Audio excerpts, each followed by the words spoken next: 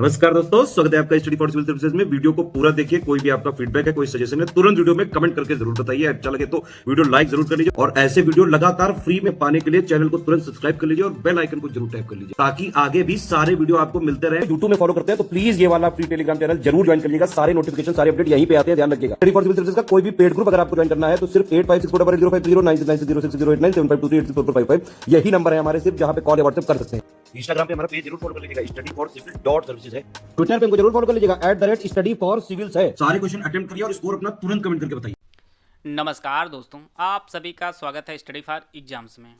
दोस्तों, यह यूपीएससी 2023 के लिए सामान्य अध्ययन सीरीज का छठा वीडियो है। तो आइए हम लोग शुरू करते हैं आज का पहला प्रश्न। यहाँ पर 4 राज्य दिया गया है और उसी राज्य के बारे में यहाँ पर 3 स्टेटमेंट दिया गया है। कर्क रेखा उस राज्य से होकर गुजरती है और यह जो राज्य है उत्तर दक्षिण विस्तार अधिक है इस राज्य का, और इस राज्य की बांग्लादेश और म्यांमार की सीमा अंतर्राष्ट्रीय सीमा जो है साझा करती है। त्रिपुरा, मिजोरम, नागालैंड या मणिपुर, तो वह आपको राज्य बताना है कौन सा है। तो इसका जो सही आंसर होगा, यह जो विशेषता है यह सभी विशेषता मिजोरम की है। इसका जो ऑप्शन बी है वह सही है। जैसा कि हम लोग जानते हैं कि भारत के कुल 8 राज्यों से कर्क रेखा गुजरती है और उनमें आपका मिजोरम भी है, और मिजोरम के अतिरिक्त आपका गुजरात है, राजस्थान है, मध्य प्रदेश है, छत्तीसगढ़ है, झारखंड, पश्चिम बंगाल, त्रिपुरा और मिजोरम, टोटल जो है 8 राज्यों से कर्क रेखा गुजरती है। और इस राज्य का उत्तर दक्षिणी विस्तार जो है वह अधिक है, और त्रिपुरा जो है यह बांग्लादेश और म्यांमार के साथ जो है अंतर्राष्ट्रीय सीमा जो है साझा करता है। आइए हम लोग इसको मैप में देख लेते हैं। यह आपका मिजोरम है और इसकी जो सीमा यह आपका म्यांमार से साझा करता है, और ये आपका बांग्लादेश है, और यहाँ जो इसकी सीमा जो है वह बांग्लादेश के साथ भी साझा करता है, और इसका जो है उत्तर और दक्षिण का जो विस्तार है वह अधिक है। तो इस प्रकार जो है इसका जो ऑप्शन बी है वह सही है। आते हैं अगला प्रश्न लोग। निम्नलिखित में से कौन सा से कार्बन अपरूप विद्युत का सुचालक है। हीरा, ग्रेफाइट, फ्लोरीन, केवल 1, केवल 2, केवल 2 या 1 और 3। कार्बन का जो अपरूप ग्रेफाइट है यह विद्युत का सुचालक है, बाकी आपका हीरा और फ्लोरीन नहीं होता है। तो इसका जो ऑप्शन सी है केवल बी। ग्रेफाइट जो है यह विद्युत का सुचालक होता है और इसे काला शीशा के नाम से भी जाना जाता है, और ग्रेफाइट का उपयोग पेंसिल बनाने में भी किया जाता है। इसका जो ऑप्शन सी है वह सही है। प्रधान याम उत्तर गुजरती है। यहाँ पर 4 देश दिया गया है, अल्जीरिया, फ्रांस, नाइजीरिया और पुर्तगाल। इसमें आपको बताना है किन देशों में जो है प्रधान याम उत्तर, जिसे अंतर्राष्ट्रीय देशांतर के नाम से जाना जाता है, आपको बताना है इन किन देशों से जो है गुजरती है।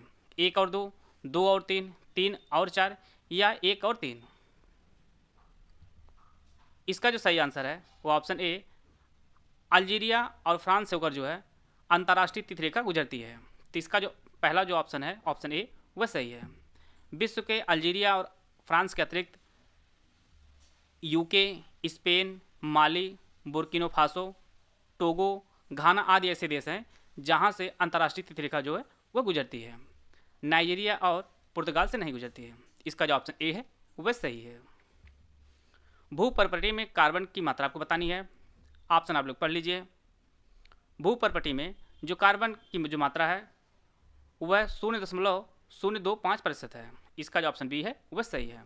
अगर प्रश्न यहाँ पे इस प्रकार पूछा था कि भूपर्पटी में किस तत्व की सबसे अधिकता होती है, तो आपकी ऑक्सीजन की अधिकता सर्वाधिक होती है। पहले नंबर पर ऑक्सीजन है, दूसरे नंबर पर आपका सिलिकॉन है, और तीसरे नंबर पर आपका एल्यूमिनियम है। और इसमें जो है कार्बन का जो प्रतिशत होता है वो आपका 0.025% होता है। इसका जो ऑप्शन बी है वह सही है। भारतीय विज्ञान कांग्रेस के उद्घाटन सत्र के पहले प्रेसिडेंट कौन थे। सर जेसी बोस, होमी जे भाभा, आशुतोष मुखर्जी या सीवी रमन। भारतीय विज्ञान कांग्रेस का जो उद्घाटन सत्र हुआ था यह आपका 1914 में हुआ था, और इसके जो पहले अध्यक्ष जो चुने गए थे वह आशुतोष मुखर्जी चुने गए थे। इसका जो ऑप्शन बी है वह सही है। और अभी वर्ष 2023 में इसका अधिवेशन हुआ है, 108वां जो अधिवेशन हुआ है वह आपके राष्ट्र संत तुकजो तुकडोजी महाराज नागपुर विश्वविद्यालय, वहाँ पर जो है वर्ष 2023 का भारतीय विज्ञान कांग्रेस का उद्घाटन प्रधानमंत्री मोदी जी ने किया है। और जो पहले जो अध्यक्ष चुने गए थे भारतीय विज्ञान कांग्रेस के, वह आशुतोष मुखर्जी चुने गए थे वर्ष 1914 में। इसका जो ऑप्शन सी है वह सही है। समुद्रगुप्त को भारत का नेपोलियन किसने कहा था? V.A. Smith, James Prinsep, William Jones या जेम्स रेनेल? तो इसका जो सही आंसर है वो ऑप्शन ए, V.A. स्मिथ ने समुद्रगुप्त को भारत का नेपोलियन जो है कहा था। और जैसा कि आप लोग जानते हैं कि समुद्रगुप्त पूरे जीवन में कभी भी नहीं हारा था, और यही कारण है इसे भारत का नेपोलियन कहा जाता है। इसका जो ऑप्शन ए है वह सही है। यहाँ पर 4 देश दिया गया है, इनमें से आपको बताना है कौन से देश जो है वो भूमध्य रेखा पर स्थित हैं। ब्रुनेई, कोलंबिया, केन्या और वेनेजुएला। इसके लिए 4 ऑप्शन दिया गया, आप लोग ऑप्शन पढ़ लीजिए। भूमध्य रेखा पर Ecuador, Colombia, Brazil, Gabon, Congo गणराज्य, युगांडा, केन्या, मालदीव जैसे देश जो है इस पे स्थित हैं। इनमें आपका कोलंबिया हुआ और केन्या हुआ, यह दो देश ऐसे हैं जो भूमध्य रेखा पर स्थित हैं। तो दूसरा और तीसरा जो ऑप्शन बी में दिया है यह सही है। भूमध्य रेखा पर ब्रुनेई और वेनेजुएला नहीं स्थित है। यहाँ पर आप लोगों को आसानी समझने के मैप का प्रयोग किया गया है। भूमध्य रेखा ये आपका 0 डिग्री है। अगर प्रश्न यहाँ पे इस प्रकार से पूछता कि भूमध्य रेखा कुल कितने महाद्वीप से होकर गुजरती है, तो यह टोटल 3 महाद्वीप से होकर गुजरती है। यह आपका दक्षिण अमेरिका हुआ, यह अफ्रीका हुआ और यह आपका एशिया। तो 3 महाद्वीप से गुजरती है। अगर प्रश्न आयोग इस प्रकार से पूछे कि यह कितने महासागरों से होकर गुजरती है भूमध्य रेखा, तो यह आपके 3 महासागरों से, यह आपका प्रशांत महासागर है, अटलांटिक महासागर है और यह आपका हिंद महासागर है। तो टोटल जो है 3 महासागरों से, 3 महाद्वीपों से यह आपका भूमध्य रेखा गुजरती है। इसका जो ऑप्शन बी है वह सही है। आगे बढ़ने से पहले आपको बताना चाहता हूँ हमारे कई पेड ग्रुप चलते हैं, जैसे UPSC RO, BO, UPPSC prelims, BPSC सहित कई ग्रुप चलते हैं। अगर आप इन पेड ग्रुप से जुड़ना चाहते हैं तो दिए गए नंबर पर कॉल कर जानकारी प्राप्त कर सकते हैं। प्राचीन भारतीय ग्रंथों में वर्णित प्राचीन शहर तक्षशिला के स्थान की पहचान किसके द्वारा की गई थी? Alexander Cunningham, R.D. Banerjee, John Marshall या दयाराम साहनी? तो इसका जो सही आंसर है वो ऑप्शन ए, अलेक्जेंडर कनिंघम ने तक्षशिला के स्थान की जो है पहचान की थी। और यह जो है शिक्षा का प्रारंभिक हिंदू और बौद्ध धर्म का केंद्र रहा है, और यह वर्तमान में पाकिस्तान में है। और तक्षशिला में ही जो है चाणक्य ने अर्थशास्त्र की रचना की है। अर्थशास्त्र की जो रचना है वह चाणक्य ने तक्षशिला में ही रहकर की थी। और इसका जो वर्णन है वह फायान और हुएंगसांग ने भी किया है तक्षशिला का। इसका जो ऑप्शन ए है वह सही है।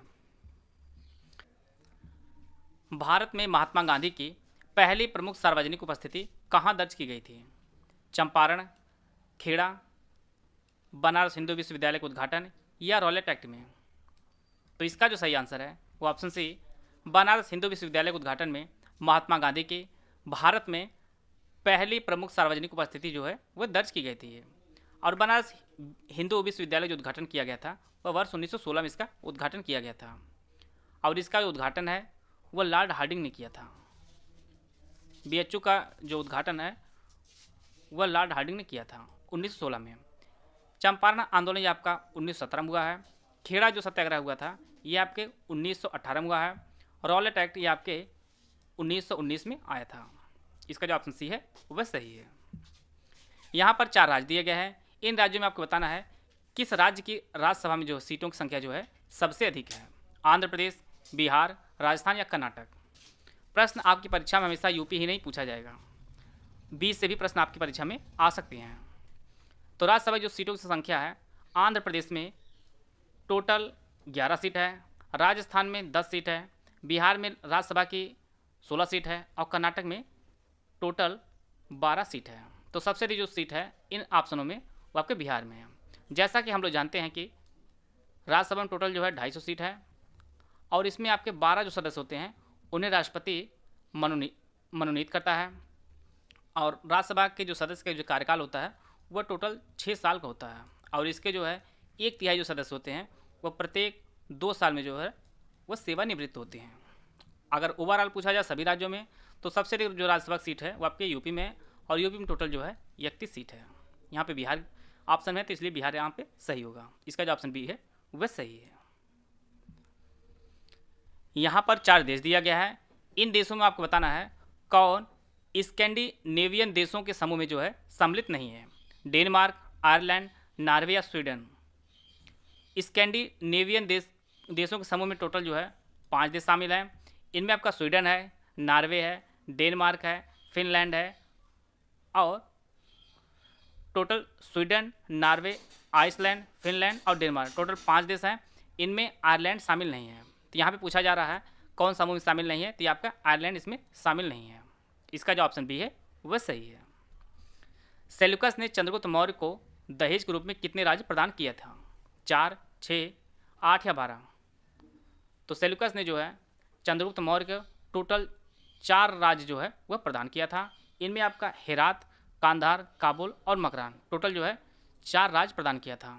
सेल्यूकस की लड़की का नाम हेलन कार्नेलिया था, जिसकी शादी जो है चंद्रगुप्त मौर्य के साथ किए थे।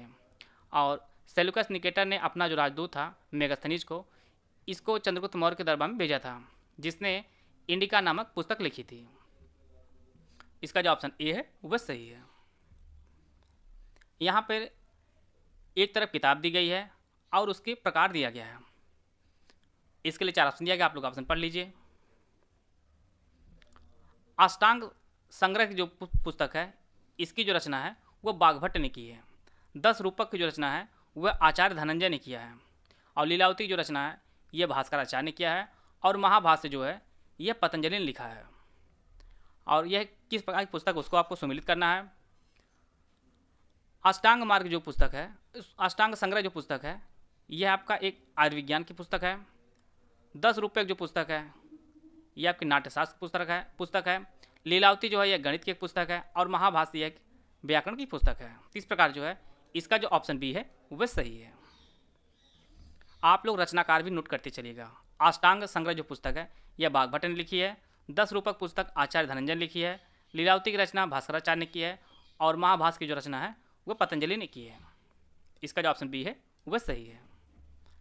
यहाँ पर 4 देश दिया गया है। इनमें आपको बताना है कौन स्वर्णिम अर्धचंद्र में सम्मिलित किया जाता है। अफगानिस्तान, ईरान, इराक और पाकिस्तान। इसके लिए 4 ऑप्शन दिया गया, आप लोग ऑप्शन पढ़ लीजिए। यह जो इनमें जो है 3 देश शामिल हैं और यह अफीम उत्पादक क्षेत्र हैं। इनमें आपका पाकिस्तान है, अफगानिस्तान है और ईरान, यह 3 देश शामिल हैं। इराक शामिल नहीं है। तो 1, 2 और 4, 1, 2 और 4 ये ऑप्शन डी में दिया गया है। और यह अफीम उत्पादक क्षेत्र आते हैं। इनमें आपका ईरान है, पाकिस्तान और अफगानिस्तान है। इसका जो ऑप्शन डी है वह सही है। यहाँ पर एक तरफ देश दिया गया है, दूसरी तरफ आपकी राजधानी दी गई है। इसमें आपको बताना कौन एक सही सुमिलित नहीं है। Finland Helsinki, Bolivia La Paz, Ethiopia Lusaka और यूक्रेन कीव। इसका जो सही आंसर है इथियोपिया की जो राजधानी वह लुसाका नहीं है बल्कि अदीस अबाबा है। अदीस अबाबा यह इथियोपिया की राजधानी है और लुसाका जो राजधानी है ये जाम्बिया की राजधानी है। लुसाका जाम्बिया की राजधानी है। तो इसका जो ऑप्शन सी है वह सही है। आते हैं अगला प्रश्न लोग। दूध से दही जमाने में कौन जीवाणु काम आते हैं? इसके लिए 4 ऑप्शन दिया गया, आप लोग ऑप्शन पढ़ लीजिए। इसका जो सही आंसर है वो ऑप्शन ए लैक्टोबैसिलस जीवाणु जो है ये दूध से दही जमाने में काम आते हैं। इसका जो ऑप्शन ए है वह सही है। यहाँ पर 4 धातुएं दी गई हैं और उनके लिए जो प्रमुख खाने हैं यहाँ पर आपको सही क्रम का चयन करना है। उसके लिए सोना, तांबा, लोहा और कोयला। और यहाँ पे ऑप्शन है खेतड़ी, कोलार, कुंद्रेमुख और झरिया। यहाँ पे जो है एक एक क्रम इसको सजाना है, उसका ये आपको चयन करना है। जैसा कि हम लोग जानते हैं कि कोलार जो खान है यह सोना के लिए प्रसिद्ध है। खेतड़ी जो खान है यह तांबा के लिए प्रसिद्ध है। कुंद्रेमुख खान ये आपके लोहा के लिए प्रसिद्ध है। और झरिया जो खान ये आपके कोयला के लिए प्रसिद्ध है। कोलार जो खान यह कर्नाटक में है। खेतड़ी आपके राजस्थान में है। कुंद्रेमुख आपके कर्नाटक में है और झरिया आपके झारखंड में है। तो इस प्रकार जो है इसका जो ऑप्शन बी है वह सही है। यही प्रश्न आपको सुमिलित करने के लिए आ सकता है और यहाँ पे जो है इस प्रकार का विशेष रूप से प्रश्न बनाया गया है। आते हैं अगला प्रश्न लोग। भारत के संविधान के किस अनुच्छेद के तहत पंचायतों में महिलाओं के लिए सीटों के आरक्षण का प्रावधान किया गया है। आर्टिकल 243 बी, आर्टिकल 243 सी, आर्टिकल 243 डी या आर्टिकल 243 ई। तो यह जो प्रावधान किया गया है यह आपके आर्टिकल 243 डी के तहत प्रावधान किया गया है कि पंचायतों में महिलाओं के लिए सीटें आरक्षित की गई हैं, और यह जो सीटें हैं ये टोटल 1/3 सीटें जो है आरक्षित की गई हैं महिलाओं के लिए, और इसका जो उल्लेख है यह आर्टिकल 243 डी में किया गया है। वैज्ञानिक वर्गीकरण, टेक्सोनॉमी में वर्गीकरण की मूल इकाई क्या होती है? जाति, वंश, गण या वर्ग? तो वर्गीकरण जो मूल इकाई आपकी होती है वह जाति होती है। इसका जो ऑप्शन ए है वह सही है। जाति, वंश, कुल, गण, वर्ग और इसके बाद अंत में आपका आता है संघ आता है। तो सबसे जो मूल इकाई होती है आपकी जाति होती है। यहाँ पर एक तरफ सिंचाई परियोजना दी गई है और दूसरी तरफ राज्य दिया गया है। इसमें आपको बताना है कौन कौन जो है कौन युग में सही सुमिलित है। कुंडा परियोजना तमिलनाडु, गिरना परियोजना महाराष्ट्र, पांबा परियोजना केरल। इसके लिए 4 ऑप्शन दिया गया, आप लोग ऑप्शन पढ़ लीजिए। कुंडा जो परियोजना यह तमिलनाडु में है, गिरना परियोजना महाराष्ट्र में है और पांबा परियोजना आपके केरल में है। तो यह जो तीनों परियोजनाएं हैं ये सभी सुमिलित हैं। तो इसका जो ऑप्शन डी है वह सही है। आते हैं अगला प्रश्न लोग। यहाँ पर राष्ट्रीय और अंतर्राष्ट्रीय दिवस दिया गया है। इसमें आपको बताना कौन सही सुमिलित नहीं है। राष्ट्रीय खेल दिवस 29 अगस्त, शिक्षक दिवस 5 सितंबर, विश्व साक्षरता दिवस 7 सितंबर और राष्ट्रीय हिंदी दिवस 14 सितंबर। इसका जो सही आंसर है विश्व साक्षरता दिवस यह 7 सितंबर नहीं मनाया जाता बल्कि यह 8 सितंबर को मनाया जाता है। बाकी सभी सुमिलित हैं। राष्ट्रीय खेल दिवस यह मेजर ध्यानचंद जी के जन्मदिवस के अवसर पर प्रत्येक 29 अगस्त को मनाया जाता है, और शिक्षक दिवस ये सर्वपल्ली राधाकृष्णन के जन्मदिवस के अवसर पर मनाया जाता है प्रत्येक 5 सितंबर को, और राष्ट्रीय हिंदी दिवस आपके 14 सितंबर को मनाया जाता है। इस प्रकार जो है इसका जो ऑप्शन सी है वह सही है। यहाँ पर आपको बताना है 4 सागर दिया गया है। इसमें आपको बताना है कौन 3 महाद्वीपों से घिरा हुआ है। लाल सागर, अरब सागर, बेरिंग सागर या भूमध्य सागर। तो ये आपका मैपिंग बेस्ड प्रश्न बनाया गया है। प्रश्न आपकी परीक्षा में इस प्रकार से भी पूछा जा सकता है। तो तीनों महाद्वीप से जो घिरा आपका सागर है वह आपका भूमध्य सागर है। इसका जो ऑप्शन डी है वह सही है। आइए हम लोग इसको मैप में देख लेते हैं। यह आपका भूमध्य सागर है जिसे आप इस मैप में यहाँ पर आप लोग देख पाएंगे।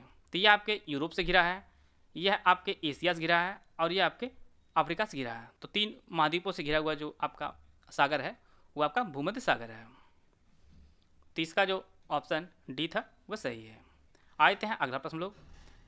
मिश्र धातु सोल्डर जो होती है ये किसके घटक होते हैं? ऑप्शन आप लोग पढ़ लीजिए। सोल्डर जो होता है यह सीसा और टिन का मिश्रण होता है। इसका जो ऑप्शन बी है वह सही है। जिनमें टिन जो होता है वह 60% होता है और सीसा का आपका 40% होता है। इसका जो ऑप्शन बी है वह सही है। निम्नलिखित में से किसने राज्य के नीति निर्देशक तत्वों को सामाजिक बहिष्कार के लक्ष्यों को आगे बढ़ने के लिए लक्ष्य के रूप में माना है? BN Rao, Granville Austin, KC Wheare या रजनी कोठारी। तो यह आपके ग्रानविले ऑस्टिन ने माना है राज्य के नीति निर्देशक तत्वों को सामाजिक बहिष्कार के लक्ष्यों को आगे बढ़ने के लक्ष्य के रूप में माना है। इसका जो ऑप्शन बी है वह सही है। आप लोगों के कितने प्रश्न सही हो रहे हैं आप लोग कमेंट बॉक्स में जरूर बताइएगा। अगर आपका कोई सुझाव हो तो आप लोग कमेंट बॉक्स में जरूर लिखिएगा। वीडियो अगर आपको अच्छा लगे तो आप लाइक कर सकते हैं। चैनल सब्सक्राइब कर लीजिए। वीडियो को पूरा देखने धन्यवाद। जय हिंद, जय भारत।